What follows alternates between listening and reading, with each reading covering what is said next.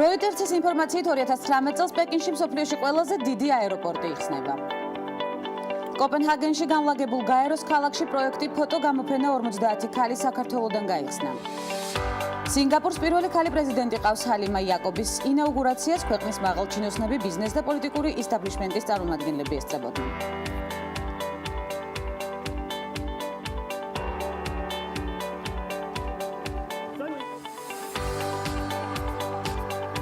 მორიგი სამუშაო კვირის საწყისი და გამამხნევებელი აქტივობები დილიდან 18 სექტემბერი აქტიური ორშაბათი და ინფორმაცია, რომელიც იმ დასაქმებულ დედებს მისცემს სტიმულს, რომლებიც საკუთარი შვილების მომავალზე ღელავენ.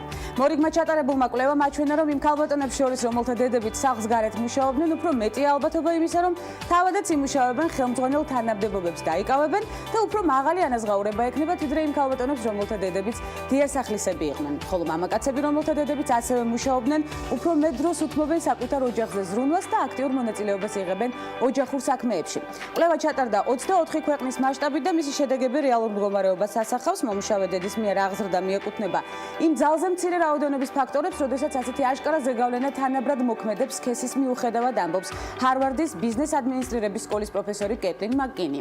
მაკკინის ადრინდელმა კვლევამ, რომელიც მან უორტონის ბიზნეს სკოლის პროფესორ კეტლინ მილკმენთან ერთად ჩაატარა, აჩვენა, რომ ქალ ადვოკატებს უფრო მეტი შანსი აქვს თავიანთ კომპანიაში დაწინაურების და ნაკლები ალბათობა სამსახურიდან დათხოვნის, როდესაც მათი მენტორები და მისაბაძი მაგალითები მდედრობითი სქესის არიან. მაკკინგს, კასტორსა და ლიგოს აინტერესებდათ, რა ზეგავლენას ახდენდნენ არატრადიციული მისაბაძი მაგალითები გენდერულ უთანასწორობაზე სახლში, როგორც პროფესიული შესაძლებლობების, ასევე ოჯახური პასუხისმგებლობების თვალსაზრისით. კავშირი სახლსა და სამუშაო ადგილს შორის უფრო და უფრო კრიტიკული ხდება, როდესაც საქმე გვაქვს ეგრეთ წოდებულ ორშემოსავლიან ოჯახთან, ანუ როდესაც ორივე მეუღლე მუშაობს. ამბობს მაკკინი. ჩვენ უფრო მეტ ვსაუბრობთ სამსახურში არსებულ უთანასწორობაზე და გვავიწყდება, რამდენად უფრო აქტუალურია უთანასწორობა სახლში. მკვლევართა მტკიცებით განვითარებულ ქვეყნებში დასაქმებული ქალბატონები კვირაში საშუალოდ 17,7 საათს უთმობენ ოჯახის წევრებზე ზრუნვას, ხოლო დასაქმებული მამაკაცები დაახლოებით 9 საათს. ამავე დროს დასაქმებული ქალბატონები კვირაში საშუალოდ 17,8 საათს ანდომებენ საოჯახო საქმეებს, ხოლო მამაკაცები მხოლოდ 8 საათს. ვაქტიურდებით დილიდან, ვიღებთ სასარგებლო ინფორმაციას და ვიყენებთ ჩვენივე კეთილდღეობისთვის. ცხადია, გავიგოთ სტუდიაში მოწვეული სტუმრების ვინაობა და დავბრუნდეთ საქართველოში მიმდინარე მოვლენებით გადაცემის ანონსის შემდეგ.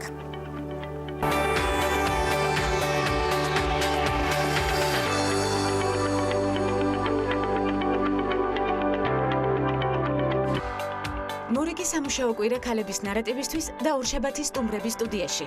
გიორგი ჯანელიძე, სცენარისტი და ნათია ინაძე, სან-დიეგოს უნივერსიტეტის სტუდენტი. ეს ქალების ნარატივია.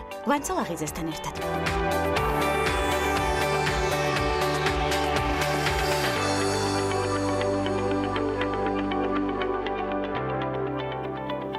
რესპუბლიკური პარტიის პრეზენტაცია გაიმართა, რომელზეც პარტია საზოგადოებას თბილისის საკრებულოს პროპორციული სიის მეორე ხუთეული წარადგინა ქართულ პოლიტიკაში პირველად თვითმმართველობის არჩევნებში.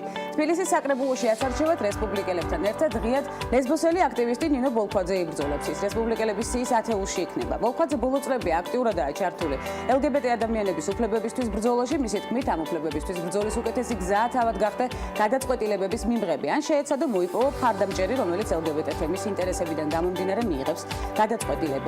გამოვიდნენ დაქთვალონ ნახევრად ხუმრობით, ამბობს ნინო ბოლქვაძე ლიბერალთან საუბარში და ამატებს, რომ იდენტობის საკითხები არ არის მისთვის ერთადერთი თემა. ჰაერი, რომლითაც ვსუნთქავთ მწვანე პოლიტიკა, საფრთხეები განათლების მიღების დროს, როდესაც სკოლებში ასე გავრცელებულია ბულინგი, ფსიქოლოგიური ჯანმრთელობა, ზიანის მომტანი დამოკიდებულებების მენეჯმენტი, ოჯახში ძალადობა, სიძულვილით მოტივირებული დანაშაულები. ბოლქვაძე პარტიაში ამ და სხვა თემებზე იმუშავებს. რესპუბლიკური პარტიის პოლიტიკურმა მდივანმა თავარ კორძაიამ ლიბერალს განუცხადა, გულდასაწყვეტია, რომ როდესაც ღიად ლესბოსელი ადამიანი ხდება კანდიდატი, ეს გაოცებას იწვევს ჩვენ საზოგადოებაში. როგორც კორძაია გვეუბნება, პრობლემაა, რომ ეს უკვირს. ნინო კომპეტენტური ადამიანია და ძალიან ბევრის გამკეთებელია სხვადასხვა სფეროში. მას უამრავ მნიშვნელოვან თემაზე შეუძლია საუბარი, რა თქმა უნდა, მნიშვნელოვანია მისი მგრძნობელობაც ამ თემის მიმართ. ასეთი მგრძნობელობის მქონე ადამიანი უთანასწორობის წინააღმდეგ ბრძოლაში ძალიან დიდ წვლილს შეიტანს, რაც თვლით, რომ რესპუბლიკური პარტიის მიზანს აბსოლუტურად ემთხვევა. რელიგიურ ქვეყნებში, მაგალითად სერბეთში, ყავთ ლესბოსელი პრემიერ-მინისტრი, მაგრამ იქ ეს საკითხი საუბრის თემა არ არის. იგი აირჩიეს პროფესიონალიზმის გამო. სექსუალური იდენტობა არ არის მთავარი წამყვანი თემა. ჩვენ ვფიქრობთ, რომ სწორედ ასე უნდა განვიხილოთ ეს საკითხიც. ცხადია უერთდებით. ამ მოსაზრებას. მაია ბითაძე გარემოსა და ბუნებრივი რესურსების დაცვის მინისტრის მოადგილე ხელმეორედ ერთხმად იქნა არჩეული ორქუსის კონვენციის ბიუროს თავმჯდომარედ, რომელიც ამავდროულად წარმოადგენს კონვენციის მხარეთა შეხვედრის სამუშაო ჯგუფის თავმჯდომარესაც. ქალაქ ბუდვაში, მონტენეგროში გაეროს ევროპის ეკონომიკური კომისიის გარემოს დაცვით ინფორმაციაზე ხელმისაწვდომობის გადაწყვეტილების მიღების პროცესში საზოგადოების მონაწილეობის და ამ სფეროში მართლმსაჯულებაზე ხელმისაწვდომობის შესახებ კონვენციის ეგიდით კონვენციის მხარეთა მე-6 შეხვედრა მიმდინარეობს, ასევე იმართება დამაბინძურებელ ნივთიერებათა გარემოში გაშვებისა და მათი გადატანის შესახებ ორქუსის კონვენციის ოქმის მხარეთა გაერთიანებული შეხვედრის მაღალი დონის სეგმენტი და PRTRS-ის მხარეთა შეხვედრები. ორქუსის კონვენციის მხარეთა შეხვედრას თავმჯდომარეობს გარემოსა და ბუნებრივი რესურსების დაცვის მინისტრის მოადგილე მაია ბითაძე. საქართველოს სახელით შეხვედრებში მონაწილეობს საერთაშორისო ურთიერთობების სამმართველოს უფროსი ორქუსის კონვენციის ეროვნული პასუხისმგებელი პირი ნინო გოხელაშვილი. შეხვედრაზე რეგიონის წევრი ქვეყნების საერთაშორისო ორგანიზაციებისა და არასამთავრობო სექტორის წარმომადგენლები განიხილავენ 2014-2017 წლებში ორქუსის კონვენციის და მისი ოქმის ფარგლებში მიღწეულ შედეგებსა და გამოწვევებს. ასევე დაგეგმილია ისეთი მნიშვნელოვანი დოკუმენტების მიღება, როგორიცაა გადაწყვეტილების მიღების პროცესში და საერთაშორისო ფორუმებში საზოგადოების მონაწილეობის და ამ სფეროში მართლმსაჯულებაზე ხელმისაწვდომობის შესახებ შემუშავებული ანგარიშები. 2018-2022 წლების სამოქმედო გეგმა კონვენციის ფინანსური მექანიზმი, კონვენციისა და მისი ოქმის შესრულების კომიტეტის მიერ შემუშავებული რეკომენდაციები სამდივნოში შესულ სარჩელებთან დაკავშირებით და ბუდვას მინისტრთა დეკლარაციაც. რა თქმა უნდა, ვართ მოვლენების ეპიცენტრში, განვაგრძობთ საქართველოში მიმდინარე მოვლენების გაშუქებას. ამერიკის შეერთებულ შტატებთან თავისუფალი ვაჭრობის შესახებ შეთანხმებაზე მოლაპარაკებები დაიწყება და შესაბამისად კონგრესის მხარდამჭერის იმედიც გვაქვს. ამის შესახებ პარლამენტის თავმჯდომარის პირველმა მოადგილემ თამარ ჩუგოშვილმა ამერიკის შეერთებულ შტატებში საპარლამენტო დელეგაციის ვიზიტის შეჯამებისას განაცხადა. თამარ ჩუგოშვილის თქმით, ამერიკის შეერთებულ შტატებში ვიზიტისას საპარლამენტო დელეგაციას კონკრეტული ამოცანები და ორი კონკრეტული საკითხი ჰქონდა. პირველი ეს არის ოკუპირებული ტერიტორიების და საქართველოს ტერიტორიული მთლიანობის თემა და მეორე თავისუფალი ვაჭრობის შესახებ შეთანხმება ამერიკის შეერთებულ შტატებთან, აღნიშნა თამარ ჩუგოშვილმა. პარლამენტის პრესსამსახურის ინფორმაციით, საქართველოს საპარლამენტო დელეგაცია პარლამენტის თავმჯდომარის პირველი მოადგილის თამარ ჩუგოშვილის ხელმძღვანელობით ამერიკის შეერთებულ შტატებში ვიზიტით 10-16 სექტემბერს იმყოფებოდა. ვიზიტის ფარგლებში დელეგაციის წევრებმა შეხვედრები გამართეს ამერიკის შეერთებული შტატების კონგრესმენებთან, დინა ტიტუსთან, სტივ ვომეკთან, მაიკლ კონევეისთან, რიკ ლარსენთან, ასევე ასიგნებების კომიტეტის თავმჯდომარის მოადგილესთან ჰალ როჯერსთან, ამერიკის შეერთებული შტატების წარმომადგენელთა პალატასთან, არსებული დემოკრატიის პარტნიორობის პალატის თავმჯდომარესთან პიტერ როსკამთან და პალატის თავმჯდომარის მოადგილესთან დევიდ პრაისთან. შეხვედრები გაიმართა ასევე სენატორებთან, ასევე გარდნერთან და რონ ჯონსონთან, სახელმწიფო დეპარტამენტის წარმომადგენლებთან, ეროვნულ დემოკრატიული ინსტიტუტის პრეზიდენტთან, საარჩევნო სისტემების საერთაშორისო ფონდის პრეზიდენტთან და აღმასრულებელ დირექტორთან, საერთაშორისო რესპუბლიკური ინსტიტუტის პრეზიდენტთან და მრავალი სხვა მნიშვნელოვანი ჩამონათვალია აქ კიდე, რომელსაც აუცილებლად განვიხილავთ. ორგანიზაციის ეროვნული წვლილი აუცილებლად დაფასდება და ჩვენც, რა თქმა უნდა, ქალების ნარატივის სერიალში მიმოვიხილავთ. ცხადია, კოპენჰაგენში განლაგებულ გაეროს ქალაქში პროექტი ფოტო გამოფენა 50 ქალი საქართველოდან გაიხსნა. ინფორმაცია საგარეო საქმეთა სამინისტრო ავრცელებს. საგარეო უწყებისა და ჰაინრიხ ბიოლის ფონდის ერთობლივი პროექტი საქართველოს საელჩოსა და ქალთა ორგანიზაციის ორგანიზებით გაიხსნა ექსპოზიცია 50 ქალი საქართველოდან ეძღვნება მე-19 და მე-20 საუკუნეების ქართველ და ევროპელ საზოგადო მოღვაწე ქალებს, რომლებმაც საქართველოს სახელმწიფოებრიობის განვითარებასა და საზოგადოებრივ ცხოვრებაში წარუშლელი კვალი დატოვეს. საგარეო უწყების ცნობით, ფოტოსურათებთან ერთად გამოფენა საარქივო ბიოგრაფიულ მასალასაც აერთიანებს და უნიკალურ ინფორმაციას გადმოსცემს 50 გამოჩენილი ქართველი ქალბატონის ცხოვრებისა და მოღვაწეობის შესახებ. ფოტოგამოფენის 50 ქალი საქართველოდან დათვალიერება გაეროს ქალაქის ცენტრალურ დარბაზში გაერთიანებული ერების ორგანიზაციის 11 რეგიონული ოფისის 1500-ზე მეტ თანამშრომელს და UN-CIT-ის სტუმრებს მომავალი 8 დღის განმავლობაში 20 სექტემბრამდე შეეძლებათ, 8 დღე პრინციპში აღარ დარჩა. აუცილებლად გადავხედავთ ინფორმაციას კიდევ და მიმდინარე მოვლენებს. საქართველოს ეროვნული მუზეუმის ინფორმაციით, შევარდნაძის სახელობის ეროვნულ გალერეაში, ტურინის საბაუდას გალერეაში დაცული სანდრო ბოტიჩელის ვენერას გამოფენა გაიხსნება. გამოფენა 2017 წლის 3 ოქტომბრიდან 30 ნოემბრამდე გაგრძელდება. მუზეუმის ინფორმაციით, გამოფენის გახსნა იტალიის ეკონომიკური განვითარების მინისტრის მოადგილის ივან სკალფაროტოს თბილისში ვიზიტის მფრელობის დროს, ხოლო დახურვა 30 ნოემბერს აბრეშუმის გზის ფორუმის დასრულებას ემთხვევა. ბოტიჩელის სტილოს ტრანსპორტირებასა და ექსპოზიციაზე კომპანია Associated Cultural Metamorphose იზრუნებს, რომელსაც ესუფლება საბაუდას გალერეასთან გაფორმებული გრძელვადიანი ხელშეკრულების საფუძველზე აქვს. გამოფენის გამართვისთვის სახელმწიფო ბიუჯეტიდან 75,000 ევრო გამოიყოფა. მაშა, ასე შესაძლებელია თუ არა სექსისტური სტერეოტიპების გამოყენების გარეშე ვიხუმროთ ამ კითხვას სვამს ადამიანი, რომელსაც საკმაოდ დიდი გამოცდილება აქვს იუმორისტულ გადაცემებში. სცენარისტმა გიორგი ჯანელიძემ ახალ მზიურში გამართა საჯარო ლექცია სახელწოდებით გენდერული სტერეოტიპები იუმორში. თემაზე ნინი ლონგურაშვილი მუშაობდა, ვნახოთ მისი სიუჟეტი და შემდეგ შევხვდეთ საინტერესო სტუმარს ქალების ნარატივის სერიალში. შესაძლებელია თუ არა სექსისტური სტერეოტიპების გამოყენების გარეშე ვიხუმროთ. სწორედ ეს იყო მთავარი თემა იმ საჯარო ლექციისა, რომელიც ახალ მზიურში სცენარისტმა გიორგი ჯანელიძემ ჩაატარა. გამომდინარე იქიდან, რომ თემა დისკრიმინაცია იუმორში საქართველოში საკმაოდ აქტუალურია, ორგანიზაცია კავშირი საფარმად დაისახა მიზნად, გაიმართა საჯარო ლექცია, მოისმინეთ ახალგაზრდებს და გავრცელებული იყო საზოგადოებაში. ადამიანები ხშირად, განსაკუთრებით ცნობილი ადამიანები, ისეთ შეცდომებს უშვებენ, ტელეეთერში იქნება ეს თუ თავიანთ შემოქმედებაში თუ ასე შემდეგ და ასე შემდეგ, რომელიც არის დისკრიმინაციული, არის არაპოლიტკორექტული და არის კონკრეტული საზოგადოების რომელიმე ჯგუფის მიმართ მტრულად განწყობილი.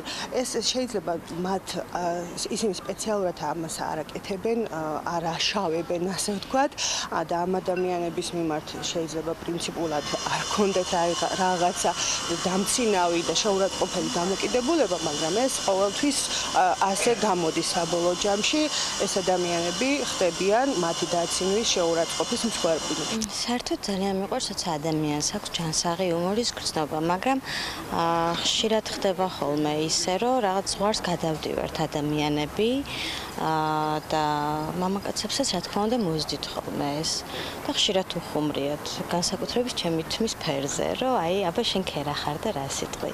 Ну, რა თქმა უნდა არ წვენს, იმიტომ რომ სულაც არ ვფიქრობ, რომ ვინმეზე ნაკლები ან ტვინი მაქვს, ან ადეკვატური ვარ, ან რაღაც. აქტუალურია ეს საკითხი ძალიან. ქალები ნამდვილად უმცირესობაში არიან, თუნდაც პოლიტიკა რო ავიღოთ, თუნდაც ბიზნესი რო ავიღოთ. ადამიანს, რომელიც გამოდის სიტყვით და მას არ ჰყავს მრჩეველი ან გვერდით, ისეთი ადამიანი, რომელიც გამოსასვლელ ტექსტს დაუწერს. ასეთ შემთხვევაში წინასწარ უნდა დაფიქრდნენ, სანამ რამეს იტყვიან ან გადავლონ თვალი მაგალითებს, ვის რა წამოსცდენია ასეთ დროს. ეს არის გიორგი ჯანელიძეს რჩევა. ქალების ნარატივის წამყვანი კაცების შოუს წამყვანს მასპინძლობს, თუმცა როგორც უკვე მრავალგზის აღნიშნეთ, სასაუბრო კიდევ ბევრი გვაქვს. გიორგი ჯანელიძე სცენარისტი და ჩვენთვის ხშირად სახლის და ოჯახის მეგზურიც დავარქვათ ასე სატელევიზიო სივრციდან უკვე ქალების ნარატივის სტუდიაში. მოგესალმებით გიორგი. უღრმესი მადლობა პირველ რიგში მოგწანებისთვის და ძალიან საინტერესო თემის განხილვისთვის, რომელსაც წინასწარ დავანონსებ და ნინი ლონგურაშვილმა უკვე დაგვიანონსა საკმაოდ კარგად. ქალების ყურადღების ეპიცენტრში როგორ გცნობთ თავს პირველ რიგში? რამდენად კომფორტულად ხართ ჩვენ სტუდიაში? სასიამოვნოა ძალიან. მადლობა მოწვევის. მადლობა მობრძანებისთვის. დავიწყოთ გუშინ გამართული ლექციით გენდერული სტერეოტიპები იუმორში. თავად რამდენად ხშირად გვხვდებათ მსგავსი ხუმრობები ყოფილ ცხოვრებაში, გიორგი? ძალიან ხშირად. ეს იყო მამოტივირებელი სწორედ ამ ლექციისა თუ რამ განაპირობა? ხო, ცოტათი ეგეც იყო, მაგრამ ჩვენთან როგორ არის, რაღაცა რო გაკეთდეს, უნდა გითხრან ზემოდან, იმას უნდა უთხრან კიდევ უფრო ზემოდან და იმას უნდა ჩაუდონ ევროპასთან ასოცირების ხელშეკრულებაში. კი ბატონო, გეთახვევით აბსოლუტურად. აქ როგორ მოხდა? აქ მე თვითონ დავინახე რომ ეს პრობლემაა და უთხარი შესაბამის ხალხს არასამთავრობო ორგანიზაცია საფარის და მეთანხმენ პრობლემაა. მოდი რამე გავაკეთოთ მეთქი და გავაკეთეთ. ასე რომ ქვემოდან წამოსული ის იყო. ეს ქვემოდან იყო და არა ზემოდან. კი ბატონო, თუმცა რატომ გაგიჩნდათ სურვილი სწორედ საჯარო ლექციის სახით წარმოგედგინათ თქვენი დამოკიდებულება? ხო, არა, ფორმა ამ საფარის მოფიქრებულია. მე მინდოდა რომ მე საერთოდ არ მეყვარს ქუჩაში ლაპარაკი. და მით უმეტეს იქ რაღაცა მიწას ბურღავდნენ გვერდზე და ცოტა ხელს გვიშლიან. მაგრამ ნუ რახან ეხა მეცნიერი არა ვარ და დიდი ისინი არა მაქვს. ბურღიც არ იყო მაინც და მაინც ხელი შემშლელი. სამეცნიერო ხარისხები და ან აუდიტორიაც ვერ მოვითხოვე და აუდიტორია იყო. ქართულ ტელესივრცეში საავტორო გასართობ თუ სხვა ტიპის გადაცემებში გიორგი ხშირია დისკრიმინაციული სიტყვების თუ გამონათქვამების გამოყენება და მეთანხმებით. ამა თუ იმ შოუს პრინციპიდან გამომდინარე, თქვენ ხომ არ გიწევდათ ქალებზე ხუმრობა? რა თქმა უნდა. როგორი იყო ეს? არ მგონია ქალებს მოსწონებოდათ, მაგრამ როცა იუმორისტი ხუმრობს, ეს არ არის კიდე ისეთი საფრთხე. ყოველ შემთხვევაში იუმორისტს თავის მსმენელი ყავს და თუ იმ მსმენელს გააცინებს, ამას რამე სერიოზული არ ემუქრება ცხოვრებაში პრობლემები, მაგრამ კარიერისტები ვინც არიან, იმათ ემუქრებათ. თუნდაც გააცინოს ინსტიტუტში ვიღაცა, მე ამას შესაბამის ფილტრში რო გაატარებენ. კი ბატონო, წამყვანების წინააღმდეგ ჟურნალისტური ეთიკის საბჭოშიც არაერთხელ მახსოვს საჩივარი შეტანა. წამყვანების, პოლიტიკოსების, მეცნიერების, ბიზნესმენები, მოკლედ იმ ხალხის, ვისაც პასუხი მოეთხოვება რაღაცას. იუმორის ცეხარაზე მოეთხოვება პასუხი, რაც არა. თქვენი საყვარელი ხუმრობა რომელია ქალებსა? ქალების ნარატივის არიან, ისე ვერ გავუშვებთ გიორგი ჯანელიძეს ჩვენ სტუდიიდან. თქვენ თვითონაც ერთ სტერეოტიპს ამყარებთ მაგ შეკითხვას. რატომ? ქალები ზოგადად არ არის, ქალი არის პიროვნება, რომელ ქალზე მითხარი. თუმცა თქვენ ხუმრობთ ქალებზე შოუს პრინციპიდან გამომდინარე. ხშირად გიწევთ, თავად აღნიშნეთ. თქვენი საყვარელი ხუმრობა რომელია მაინც? ნუ დაგვემსგავსებით მაგაში. არ დაგემსგავსოთ. მე ველი მორიგი სტერეოტიპების დამსხვრევას გიორგი ჯანელიძისგან თქვენ რასელით საკუთარი თავისგან რა იქნება მორიგი თემა? თუნდაც საჯარო ლექციის სახით. ხო, ნუ ჩვენ ახან ახალი თუ ნახევრად დემოკრატია ვართ. ბევრი გვაქვს რა ესეთი თემები, რომლებიც გასავლელი გვაქვს. მაგრამ ჯერ ამაგათი რიგი არ დამდგარა და ისე ზემოდან რო არ ველოდოთ გააქტიურებას. და პრობლემასაც დავინახავ მე ვიტყვი და თუ ვინმე დაინტერესდება. ჩვენ აუცილებლად დავინტერესდებით და იმედია ხშირად იქნებით ჩვენი სტუდიის სტუმარი გიორგი. თქვენი პირველადი პროფესიული არჩევანი რა არის? გიცნობთ როგორც სასიკადულო იუმორისტ და როგორც უკვე აღნიშნე, არაერთ გზის ყოფილ ხართ ოჯახის მეგზური სატელევიზიო სივრციდან. ანუ დიპლომი რისი მაქვს? დიახ. საგადასახადო საქმის, ბუღალტრის და აუდიტის გიმუშავიათ პროფესიული მიმართულებით. ერთი თვე. ერთი თვე და შემდეგ უკვე შემდეგ დავიფიცე, რომ აღარ ვიმუშავებდი სახელმწიფო სამსახურს საერთოდ. ნუ ეს შევარდნაძის დრო დაემთხვა და კორუფცია, არაეფექტურობა. იუმორის მიმართ სიყვარული ბავშვობიდან გაგიჩნდათ? იყავით? ხუმარა ბავშვი, დავარქვათ არა, ასე. სერიოზული ბავშვი ვიყავი, ახლა ჩვენი სკოლის ის იყო შარშანძი, 180 წლის იუბილე და პირველ კლასს მასწავლებელმა გამიხსენა როგორც ყველაზე სერიოზული ბავშვი კლასში. ყველაზე სერიოზული ბავშვი, რომელიც სერიოზულად კარგად ხუმრობს და რა თქმა უნდა დღემდე არაერთ ოჯახში შეაქვს ღიმილი და არაჩვეულებრივი განწყობა. დავუბრუნდეთ ლექციას, რა იყო მთავარი თემა გუშინ გიორგი? ხო, მთავარი სათქმელი ამ ლექციის ის არის, რომ კარიერისტები ვინც ხართ, თქვენც გეხებათ. ყველას გვეხება, ბუნებრივია. აი, ვინც არ მისდევთ ისეთ საქმიანობას, რომელიც დაგიტოვათ მამამ და იმას თავის მამამ და მან საფრთხე არ გემუქრებათ, მაშინ სექსისტურ ხუმრობებთან უნდა ვიყოთ ფრთხილად, სად დაგხვდება წინ არ ვიცით, იმიტომ ამის მაგალითები რომ ასეთი ხუმრობის გამო ხალხს ზოგს კარიერა დაენგრა, ზოგი ჩააჩოჩეს, ზოგი საერთოდ თავს ვეღარ ყოფს, ზოგს გაუწყვიტეს ხელშეკრულება უნივერსიტეტთან და ზოგმა არჩევნები წააგო, იზრდება და იზრდება. თავარი სათქმელი ეს იყო, რომ ფრთხილად უნდა ვიყოთ, არ წამოვაყრანტალოთ სექსისტური ხუმრობები, იმიტომ რომ თანამედროვე სტანდარტებით ეს არის ცუდი. ბუნებრივია, აბსოლუტურად გეთანხმებით, მაგრამ ამის გაკონტროლებაც საკმაოდ რთულია ყოფით ცხოვრებაში, ამაშიც დამეთანხმებით. ბატონო გიორგი. იმიტომ მოვკიდე ხელზე რთულია ცოტა. და შემდეგ ნაბიჯებსაც ველით. რა თქმა უნდა, სწორედ ამ მიმართულებით. ბოლოს, რას ფიქრობენ კაცები ქალებზე თქვენი გადმოსახედიდან და თქვენი აზრის დაფიქსირება გჭირდება ქალების ნარატივის სტუდიაში? ხო, ეხლა რა ხდება გეტყვით. კაი ხანი აღარ გამიგონია ეს სიტყვა, ალბათ თქვენც კოაბიტაცია გაიგონიათ ამ ბოლო დროს. ხო, მახსოვს, იმდენად ხშირად მესმოდა, რომ მაინც ჩარჩენილი მაქვს მეხსიერებაში. ხო, ანუ ეპოქა გავიარეთ და რაღაც ახალზე გადავედით, ამის სახელი ჯერ არ არის დარქმეული. დავარქვათ აქ. რაღაც ეგეთი აქვს კაცებს და ქალებს ამ პლანეტაზე რა. უწევთ ერთმანეთის სატანა. უწევთ ერთმანეთის სატანა, თუმცა ეს სასიამოვნო ჭრილშიც განიხილება, გიორგი, დამეცახო. ხო, კოაბიტაციაში სასიამოვნო ისიც ჰქონდათ ზოგიერთებს. ზოგიერთ მიმართულებას შეიძლება პრინციპში განიხილოს ხო? გიორგი, პროფესიული თვალსაზრისით უკვე იუმორისტული თვალსაზრისით თუ განვიხილავთ, რა არის მომდევნო ნაბიჯი თქვენი, სად უნდა გელოდოთ? სცენარისტი ბრძანდება. რამე ახლა პროექტს თუ ვიწყებთ? სხვათა შორის რამდენიმე პროექტზე ხო იცით ქართული ისა მიდგომები დიდხანს მიდის მოლაპარაკება მე ესა მაგრამ უმეტესობა არის ინტერნეტ პროექტებზე რაც არის საგულისხმო. ადრე ასე არ იყო. ახლა მთელი მსოფლიოა გამახვილებული ყურადღებით სწორედ ინტერნეტ პროექტებზე. კარგია თუ საქართველოშიც გავამახვილებთ ამაზე ყურადღებას. ანუ იგეგმება უახლოეს ბოლოს ეს მიმართულება თქვენ სამუშაო არეალში. რომ მოლაპარაკებები მიმდინარეობს. საქართველოს ძალიან დიდი ზღვარია მოლაპარაკებებსა და გადაწყვეტილებაში. იმედია დიდი ხანია არ გაგრძელდება მოლაპარაკებები და შედეგებზეც მალე ვისაუბრებ სტუდიაში. ოღონდ დაგვიტოვეთ პირობა რომ ნახევრად ექსკლუზივი მაინც გვექნება ქალების ნარატივის სტუდიაში. გიორგი უღრმესი მადლობა მობრძანებისთვის, მორიგ ლექციებს, საჯარო ლექციებს ველი თქვენგან და საჯარო გამოსვლებს უკვე ტელესივრცეშიც. გიორგი ჯანელიძე, სცენარისტი, საინტერესო რესპონდენტი, გამაცინეთ კარგად და კარგ განწყობაზე აუცილებლად გავაგრძელებთ უკვე გადაცემას, კიდევ დაახლოებით 40 წუთი მიწევს ეთერში ყოფნა. უღრმესი მადლობა მობრძანებისთვის კიდევ ერთხელ. მცირე სარეკლამო ბლოკის შემდეგ ბრუნდებით უკვე უცხოეთში განვითარებული მოვლენებით და საინტერესო სტუმართან ერთად დაკავდით.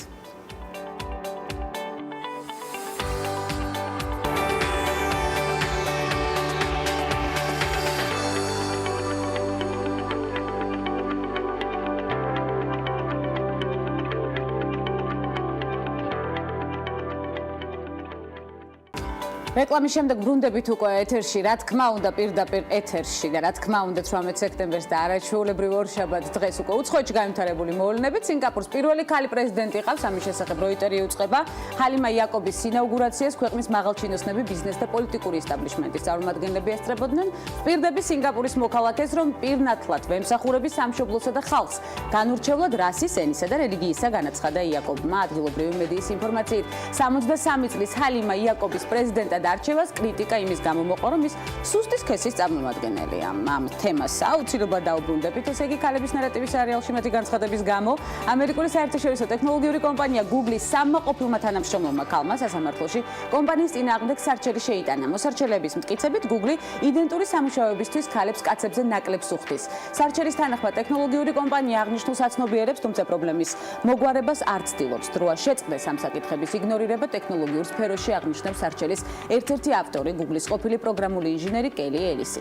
ის იმედოვნებს, რომ სასამართლო Google-სა და სხვა კომპანიებს არსებული პრაქტიკის შეცვლას აიძულებს. დაბალი ანაზღაურების გარდა ყოფილი თანამშრომლები ამერიკული ტექნოლოგიური კომპანიის მიერ გატარებული დისკრიმინაციული პოლიტიკის სხვა მიმართულებებზეც ამახვილებენ ყურადღებას. მათი თქმით, Google არ ცდილობს ხელი შეუწყოს ქალი თანამშრომლების როგორც პროფესიულ, ისე თანამდებობრივ წინსვლას და მთელი ძალისხმევა ამ ხრივ მამაკაცებისკენაა მიმართული. რაც შეეხება თავად Google-ის პოზიციას, კომპანია წაყენებულ ბრალდებებს უარყოფს. მოლი გოგონა, რომელიც ყოველთვის რაღაც ახალს იგონებს, აგენტო BBDO-მ კომპანია General Electric-ისთვის მორიგი საინტერესო სარეკლამო ვიდეო რგოლი შექმნა. ცნობილია, რომ G ყოველთვის აქტიურად ცდილობს დააფასოს ქალბატონების საქმიანობა ნებისმიერ განსაკუთრებით კი სამეცნიერო და ტექნოლოგიურ სფეროში.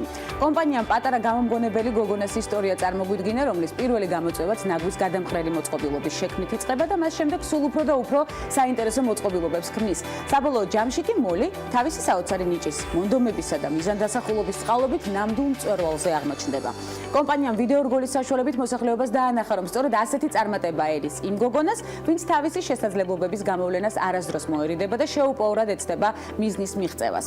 Coca-Cola-ს სამგანზომილებიანი სარეკლამო ბანერი გინესის რეკორდების წიგნში მოხვდა. ბილბორდი ნიუ-იორკში Times Square-ზეა გამოფენილი. 6 სართულიანი შენობის სიმაღლის ბილბორდის დამზადებისთვის კომპანიას 1760 LED ეკრანი დასჭირდა. ეკრანი, რომელიც სიმა ეგრეთ წოდებულ ცოცხალი ბილბორდის შეგრძნებას იწვევს და ეკრანზე სხვადასხვა ფორმის უზარმაზარი კუბი ჩნდება. სარეკლამო ბილბორდი კი კომპანია Display Device-მა შექმნა. ბილბორდი გინესის რეკორდების წიგნში შევიდა, როგორც პირველი სამგანზომილებიანი და ყველაზე დიდი ზომის სარეკლამო ბილბორდი.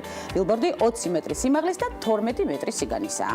47 წლის მერაია ქერი მუსიკალურ სამყაროში საკმაოდ დიდი წვლილი შეიტანა და მეთანხმებით სწორედ ამის გამო ცერემონიაზე Hip Hop Honors The 90s Game Changers ქერი 90-იანი წლების hip-hop კულტურას შეტანილი წვლილისთვის დაჯილდოვდება. მერაიასთან ერთად ჯილდოს Jay-Z, NASA, Snoop Dogg და Busta Rhymes მიიღებენ. ამ უკანასკნელთან ქერის დუეტიც აქვს სხვა ჩვენს ჩაწერილი საღამოზე გამოვა რეპერი მისი ელოტი, რომელსაც ქალის hip-hopის განვითარებაში განსაკუთრებულად დიდი წვლილი მიუძღვის. დიდ ბრიტანეთში გადავინაცვლოთ. დიდ ბრიტანეთში სასტუმრო ტიტანიკი გაიხსნა ჩრდილოეთ ირლანდიის დედაქალაქში Helland and Woolfish შტაბ-ბინაში. სასტუმრო ტიტანიკი გაიხსნა, როგორც უკვე აღნიშნა, Daily Mail-ის ცნობით 1900-იანი წლების დასაწყისში სწორედ აქ შეიქმნა ცნობილი ლაინერის მონახაზები. შენობის რემონტს 2 წელი დასჭირდა და ამისთვის 28 მილიონი ფუნტი სტერლინგი დაიხარჯა.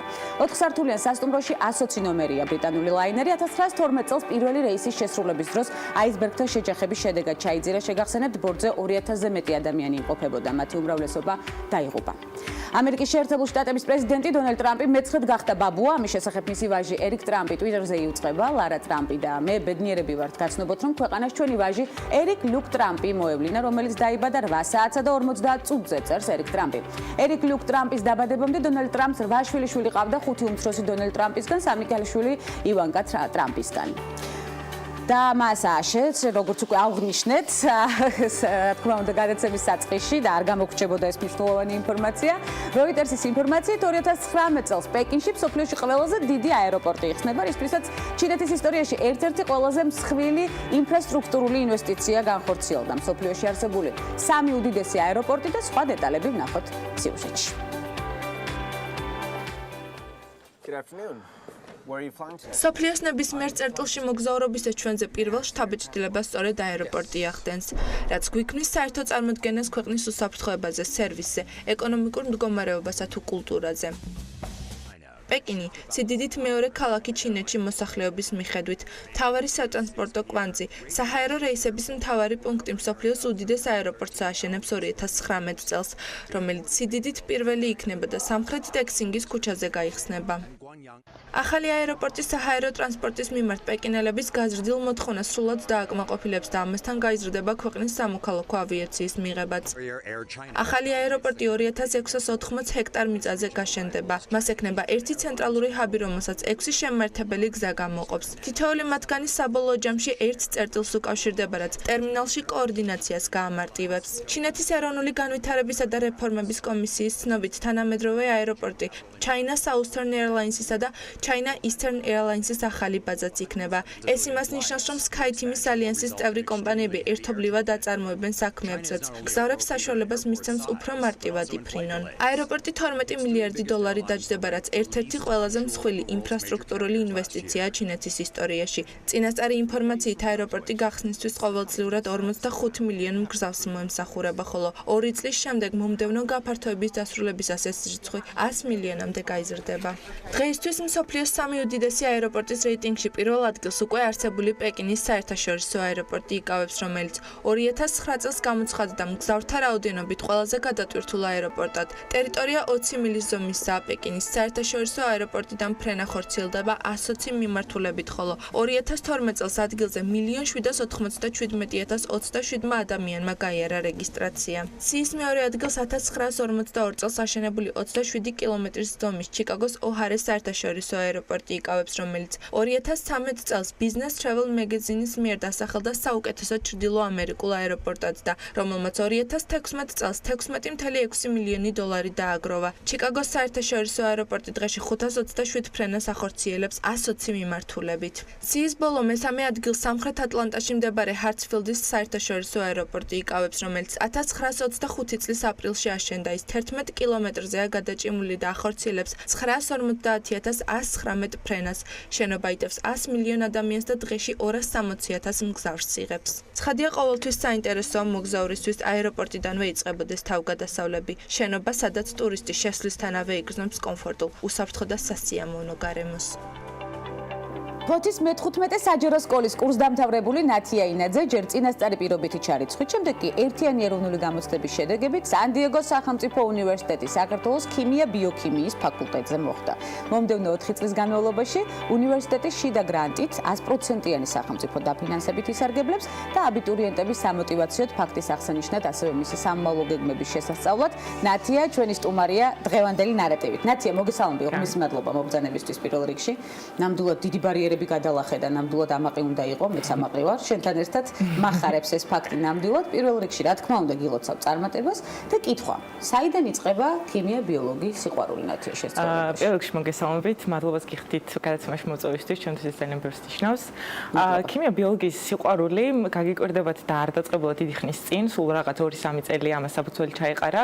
პირველი კლასიდან სხვათა შორის ყველაფერს ერთდროულად ერთნაირად სწავლობდი, ასე რომ გამოკვეთილი სიყვარული ნამდვილად არაფრის მიმართ მქონდა, თუმცა რატომღაც ყოველთვის ჰუმანიტარული კუთხისკენ მიხრებოდი. თუმცა ბოლო 2 წელს განმავლობაში მოხდა გარდატეხა. მომავალ ლიდერთა გაცვლითი პროგრამით ვიყავი ამერიკის შეერთებულ შტატებში 1 წელი, სადაც ვსწავლობდი საშუალო სკოლაში და რატომღაც ჩემთვის გაუაზრებლადაც თითქმის ავირჩიე IP ბიოლოგია, რომელმაც ძალიან დიდი გამოსვლება მომცა და მივხვდი, რომ თურმე ბიოლოგია და ქიმია არის ის, რაც მე ძალიან მიყვარს და რასაც მინდა რომ ჩემი ცხოვრება სამუდამოდ დავუკავშირო. მიიღეთ მნიშვნელოვანი განათლება ამერიკაში და მნიშვნელოვანი გამოცდილება, რაც მთავარია, თუნდაც კომუნიკაციების კუთხით. რამდენად მნიშვნელოვანია საერთაშორისო განათლება? ამ ერთმა წელმა ამერიკაში მიღებულმა განათლებამ ძალიან დიდი გამოცდილება მომცა. პირველ რიგში იმ მხრივ, რომ საერთოდ სხვა კუთხით დამანახა მეცნიერება, მოგეხსენებათ საქართველოში პრაქტიკული სამუშაოების ჩატარების შესაძლებლობა სკოლაში ნაკლებად არის. ამის ძალიან დიდი გამოცდილება მივიღე იქ. რაც შეეხება კომუნიკაციას, ვფიქრობ, საზღვარგარეთ განათლების მიღება არის ძალიან საჭირო და აუცილებელი. ყველაზე მარტივი დავიწყოთ იქიდან, რომ იცნობ უამრავ ადამიანს, რომლებთანაც კომუნიკაცია სამუდამოდ გრძელდება და ამის ნათელი მაგალითი ვარ მე, უკვე 2-3 წელი გავიდა და ჯერ კიდევ ვეხმიანებ ხოლმე იმ ადამიანებს. და შემდეგ უკვე სამუშაო ლოკაციებს რომ შეერჩევთ, კიდევ უფრო გაღრმავდება თქვენი ურთიერთობა. შემდეგ უკვე რას მოიტანს ცხოვრება ვნახოთ. რატომ სან-დიეგოს უნივერსიტეტი ნაცია? თქვენთვის გამორჩეული რა ბენეფიტები აქვს ამ უნივერსიტეტს? გამომდინარე იქიდან, რომ მინდოდა ქიმიასთან და ბიოლოგიასთან დამეკავშირებინა ჩემი პროფესია, საქართველოს უნივერსიტეტებში ნაკლებადაა განვითარებული ეს სფერო. სან-დიეგოს უნივერსიტეტის საქართველოს ფილიალი კი გვთავაზობს საერთაშორისო აკრედიტებულ ინგლისურენოვან პროგრამებს. ის ზუსტად იმავეს, რაც კალიფორნიის სან-დიეგოს უნივერსიტეტში ისწავლება. ასევე იძლევა ძალიან დიდ პრაქტიკულ გამოცდილებას და ასევე სამუშაო ბაზარზეც ძალიან დიდი პრესტიჟია ის, რომ გაქვს ეს ინგლისურენოვანი პროგრამა დასრულებული. ასე რომ ვფიქრობ, ძალიან დიდი გამოსვლებას მომცემს სან-დიეგოს უნივერსიტეტი და ვიმედოვნებ, რომ შემდეგ ბაზარზეც ადვილად გავიკლებ გზას. სან-დიეგოს უნივერსიტეტს ამაყობს ასეთი სტუდენტები მე ამაში დარწმუნებულებ, ჩვენ აუცილებლად მოვიკითხავთ მათ აზრს ჩვენს გადაცემაშიც. როგორი იყო უკვე მომზადების პროცესი? ნათია ძალიან საინტერესოა იმისთვის, რომ 100%-იანი სახელმწიფო დაფინანსება მიგეყოთ. დიახ. მე-12 კლასი იყო საკმაოდ დატვირთული და საინტერესო. რა თქმა უნდა დამღლელი, რა თქმა უნდა დაძაბული, თუმცა ძალიან ბევრი დადებითი შთაბეჭდილებაც დამიტოვა. 100%-იანი დაფინანსებისთვის მომზადება, რა თქმა უნდა მოითხოვს 1 წლიან დაუღლილ შრომას, თუმცა აქვე აღნიშნავ, რომ 1 წლიანი შრომა ნამდვილად არ არის საკმარისი, საჭიროა 11 წლიანი ბაზა გქონდეს იმისთვის, რომ ასეთი მაღალი შედეგები მიიღო ეროვნულ გამოცდებზე. მე საბედნიეროდ მქონდა ეს ბაზა და ამოსულ მადლი ჩემს სკოლას და ჩემს პედაგოგებს. თუმცა ესეც ინდივიდუალურია, ნაცია დამეთანხმება. ესეც ინდივიდუალურია, სკოლა, ოჯახი, თანატოლები, ყველაფერი გავლენას ახდენს, თუმცა შენ როგორც მოსწავლე ხარ მთავარი, რას მოინდომებს, საკუთარ შესაძლებლობებს როგორ გამოვლენ და რამდენად ეცდები შენი მაქსიმუმი აჩვენო ამ პატარა გამოცდას, რომელიც პატარა ცხოვრებისეული გამოცდაა. აბსოლუტურად გეთანხმებით. ეროვნულია და უმაღლეს სასწავლებელში აბარებ. აპირებ თუ არა ცოდნის უკვე საქართველოში რეალიზებას? ჩემი ძალიან დიდი სურვილია, ჩემი პროფესია, ჩემი ცოდნა მოახმარო ჩემს ქვეყანას. თუმცა ჯერჯერობით ამ გადმოსახედიდან არ ვიცი რამდენად მექნება ამის შესაძლებლობა საქართველოში რომ პროფესიულად გავიზარდო, თუმცა თუ წავალ, აუცილებლად წავალ სასწავლებლად და აუცილებლად დავბრუნდები უკან, რაც არ უნდა. რომელია საოცნებო სამსახურეობრივი ლოკაცია? სად იმუშავებთ დღევანდელი გადაცემა? ძალიან დიდი სიამოვნებით ვიმუშავებდი სასამართლოში ექსპერტიზის ანალიზის. დიახ. ქიმია, ბიოლოგია, ქიმია, ბიოქიმია, ბიოქიმია არის უფრო ის, რაც მე მაინტერესებს, უფრო ვიწროდ ქიმიაში და ზუსტად ეს მხარე ეხება ამ კუთხეს.